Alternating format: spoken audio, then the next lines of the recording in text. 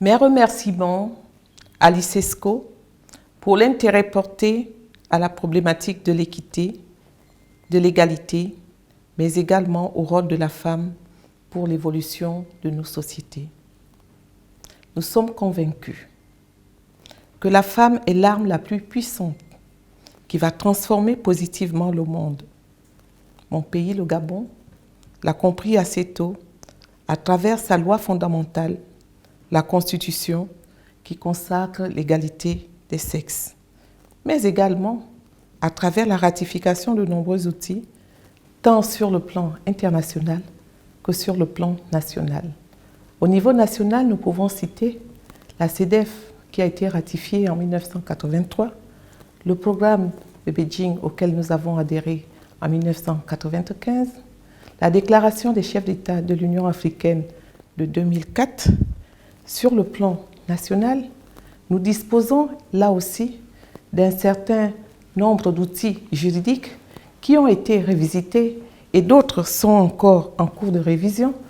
Nous parlerons du Code civil, du Code du travail qui a été revisité il y a quelques mois. Nous parlerons du Code pénal, du Code de sécurité sociale. Nous avons également un certain nombre de lois qui ont été votées. Nous parlerons par exemple de la loi de 2015 qui confère à la veuve une place de choix lors du conseil successoral, la loi qui institue les quotas des femmes et des jeunes aux élections politiques et des femmes aux emplois supérieurs de l'État. Nous pouvons également citer la loi qui lutte contre le harcèlement sexuel en milieu professionnel. Nous pouvons également citer des programmes tels que la décennie de la femme qui a été instituée depuis 2015.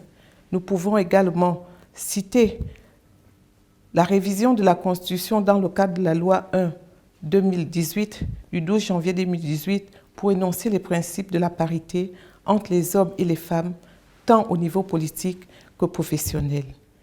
Tout ce dispositif juridique se traduit au niveau des institutions par une position appréciable des femmes.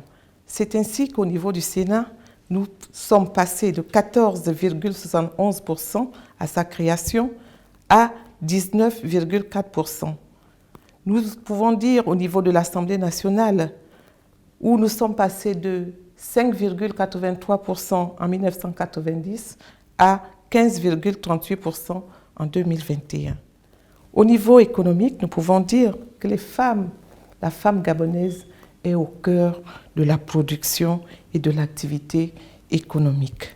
Nous avons également des femmes pionnières qui se battent au quotidien pour le bien-être de leurs consoeurs, pour le bien-être de leurs compatriotes.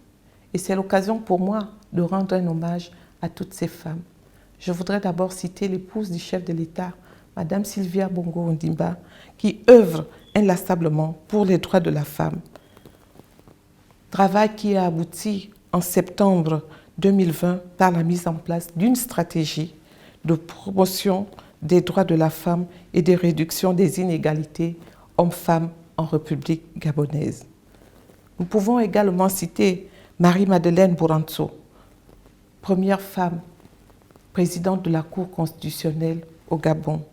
Nous pouvons également citer Madame Rose-Francine Rogombe, première femme à avoir assuré l'intérim de président de la République dans notre pays, le Gabon. Aujourd'hui, nous avons la première femme Premier ministre d'Afrique centrale, Madame Rose Christiane Osuka Raponda, avec un gouvernement. Elle dirige un gouvernement de 32 membres, dont 10 femmes, soit une représentativité de 31,25%. Nous pouvons également citer d'autres pionnières qui sont Madame Agathe Okumba-Dokwategé, que Dieu ait son âme, qui nous a quittés il n'y a pas très longtemps, Madame Honorine Zebitege, qui est aujourd'hui au Sénat, Madame Angélique Ngoma et bien d'autres.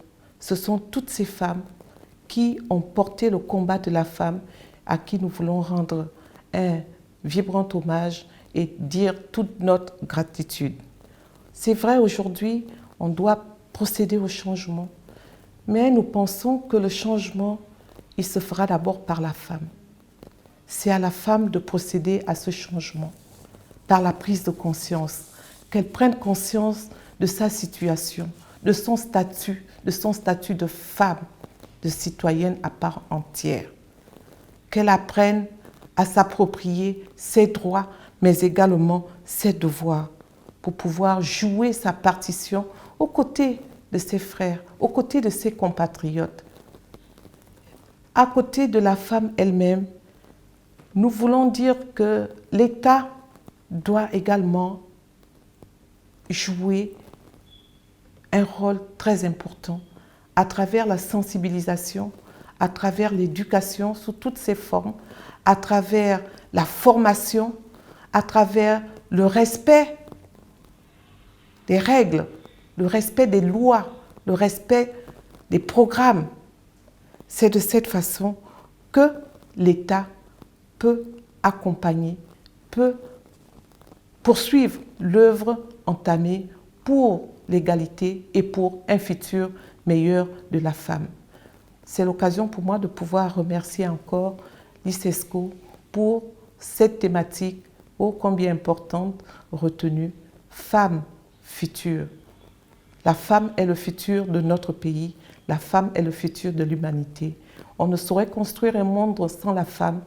Et mes sœurs, levons-nous, mobilisons-nous, parce que nos frères ont besoin de nous. C'est ensemble que nous allons améliorer nos situations. C'est ensemble que nous allons construire l'humanité. Nous qui sommes la vie, nous qui donnons la vie. Je vous remercie.